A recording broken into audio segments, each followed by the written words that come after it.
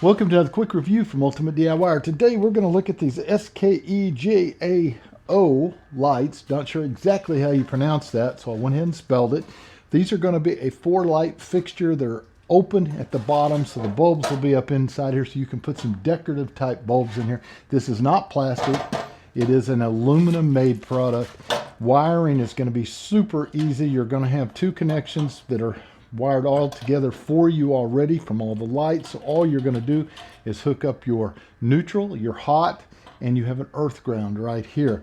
As far as the connection goes, it's already set to go into your can up at the top and the ceiling, and they give you the new hardware right here so that you can put those in and attach it. It even has the little wire nuts that you can use, so you don't even have to buy wire nuts. So it has everything you need to get this thing installed really quickly. So we'll go ahead and install it real quick, and we'll see what it looks like when it's up there.